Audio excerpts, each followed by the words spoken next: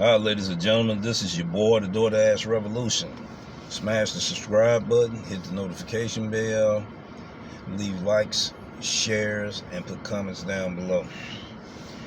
We've been thinking about a subject thoughts that's been on our mind for a little while now, and we wanted to kind of talk about the things that is heart to heart to you. Now, I've been looking at this thing since I've been doing this gig economy, the behavior of human beings. You know, it doesn't matter what color you are, what culture you're from, what creed you're from, what religion you're from. I look at how people react towards food and the aggressiveness of people about food, how aggressive the customers is about food, how aggressive the drivers is about food, how aggressive restaurant employees is. Now, today what I want to discuss is, it could be, I don't know what the title will be yet, but I'll be coming up with one.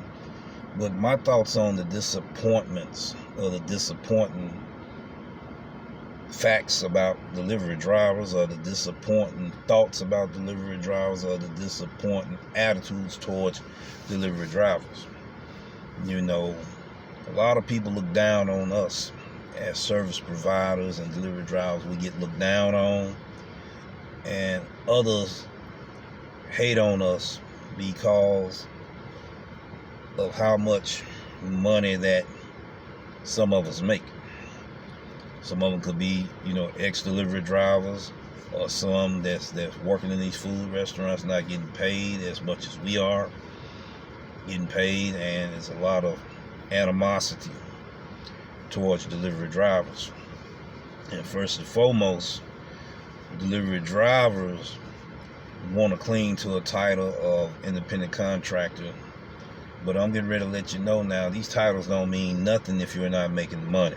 Money should be the ultimate goal of how you make it and how you survive in order to take care of your bills, responsibilities, and necessary things we need to buy on this earth. And there's a lot of misconceptions about what we do and how we do it, and people just assume a lot of things that isn't true. I'm gonna use an example. For instance, I was talking to a lady that worked at a gas station, and we got to talking, and some questions, got asked, and then shots got fired, so to speak. I'm not talking about literally, but shots got fired figuratively. And she was like, okay, I see you got your gear on and everything. You must be what they consider a top dasher. I said, no, I'm not a top dasher. If you work for a company, that give their employees uniforms, you have to wear them. I choose to wear my uniform due to this is my business, and I'm operating my business and want to be professional, and everything. So she turns around and said, another driver was in there, was like, had a conversation like, I heard that, they make anywhere from 1,000 to 1,500 a week. And I said, yeah, that's true. I said, some drivers are making that. I'm in that ballpark range. That's how it is. And as I was walking out, I heard her sit there and say, he getting paid that much money not to do anything. Where do y'all get that from? What caused that type of thinking? To where you think that we don't do anything but sit back in our car and relax. You know what I'm saying? There's wear and tear on this vehicle. Not only that, but all the strategies we got to use and all the strategies we got to implement. There is a plan. You got to have a plan when you're doing this if you're going to make any money. You don't want to just make money. Then you want to know what you're going to do with your money. Not only that, you want to be able to maximize as much as you can. And I said, let me ask you one thing. It was another lady I talked to. It was in a the pizza restaurant. I said, let me ask you one thing. You asked me about the wear and tear and all of that. I got one thing to ask you. Do you get paid just to drive to come to work? Do you get paid if you want to go get your nails done? Do you get paid if you want to say, I want to get my hair done to a beauty supply? Do you get paid just doing the normal personal things in life? Just like you want to go to the grocery store. Do you get paid to do that? Well, you must be talking about Instacart. No, man, that's not what I'm talking about. See, what I'm talking about is every time these wheels turn, I can turn this on, I can make money. I'm on a different level than a lot of people. Now, look at things different. And I dare to be different. When you dare to be different, people look at you different. When you dare to be different, people react to you different. When you dare to be different, people judge you differently. Why everybody ashamed to be different? What, you want to be accepted in life? You grown. You ought to not have to worry about all of that. Worrying about you got to be accepted like we in preschool, or we in middle school, or even we in high school. We're grown people. You see what I'm saying? And why would you sit here and feel like you got to be accepted when you know who you are, when you know your identity? It shouldn't matter what a person think about you. But when shots fired, you got a right to stand up for yourself and stand your ground. You see what I'm saying? I'm a service provider. I have a business that I provide a service for. These companies, these third-party companies, they are our clients as well. So is the customers that we taking the food to. They are our clients as well. Now, my thing is, we keep talking about independent contractor. People, when y'all going to get it in here?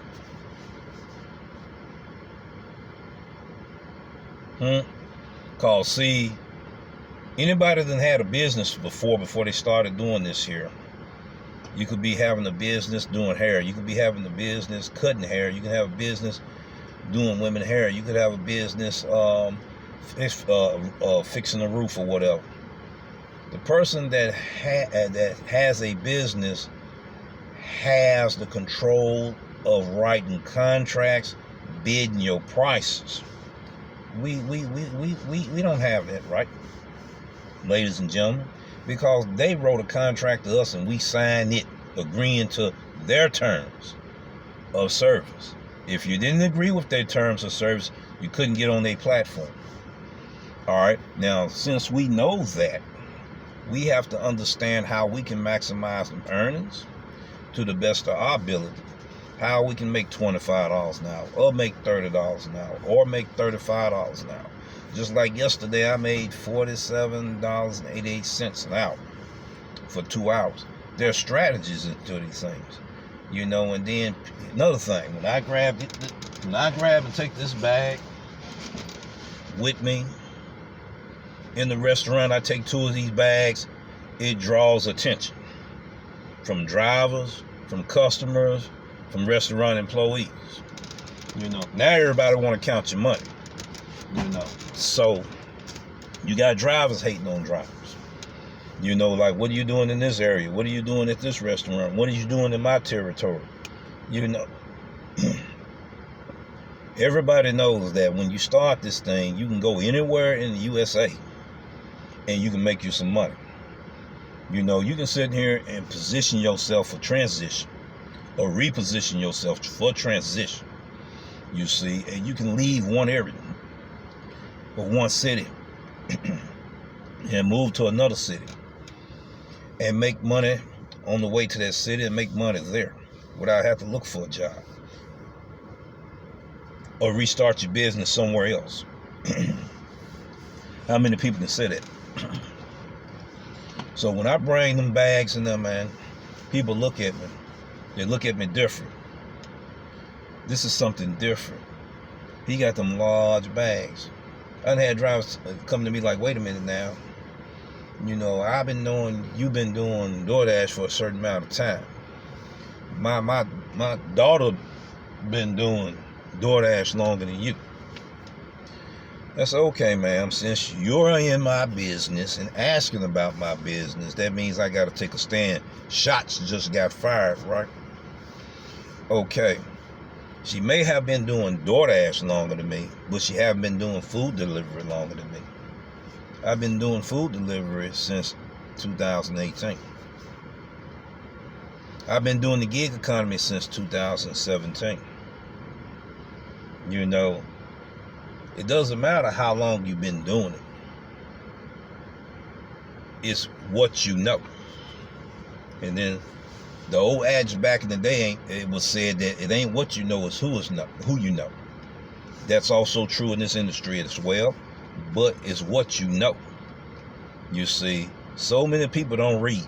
So many people don't do research. Then when they see me in person, all they want to do is get this opportunity so they can bump other drivers out the way.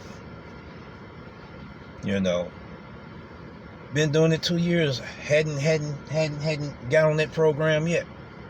That's because they didn't read. That's because they didn't research. You know what I'm saying? Some drivers gonna make more than other drivers due to the market, due to the experience, due to that they read this information that can give you opportunities to make more money. That's the reason why I've been telling y'all, ladies and gentlemen, that Doordash has learned how to multi-app. Everybody looking at me like, what in the world is he talking about? When is y'all gonna get it? When is you gonna get it? You got a piece of program. Okay, you got delivery drivers that does multiple applications or platforms, and said, I'm gonna get in the pieces. I'm gonna do dominoes also. I'm gonna add in my arsenal. All right, large orders. You can consider those a unicorn order, stack orders, or whatever. You know, large size family orders, where you may get privileges from another platform, making that kind of money. Okay, that's two opportunities right there, because that's what all multi-apping is, giving you more opportunities. And then you got the drive program, you know, which is catering orders. You know, it might not be the big extensive catering orders like on other catering apps that I done worked for, third-party catering companies. You see what I'm saying? So Doordash done wrapped around in their platform 3 different aspects and opportunities to make money wrapped in one that us multi-appers use when we use other platforms. That's the reason why I said Doordash has learned how to multi-app. Then they know how to. Then they learned how to use the shift audible, which is called you can go in one zone, and then when you get in that zone, you can dash in that zone. And if you get taken out of the area of one zone, you can dash in that zone. See, those was techniques that was being used by multi-appers for the longest. You see. So my thing is, now we get ready to do, that's what you call, now we're doing Dash Along the Way, which was a destination filter that Uber was using for drivers.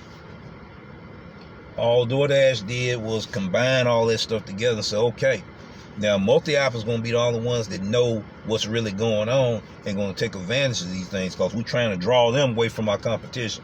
I said that in the other episodes, ladies and gentlemen. We have to change our mindset. Things that we don't know about, we shouldn't talk about. Those things we don't know about, we shouldn't ridicule others for what they know and how much they know. You know, so that's the thing right there and everything.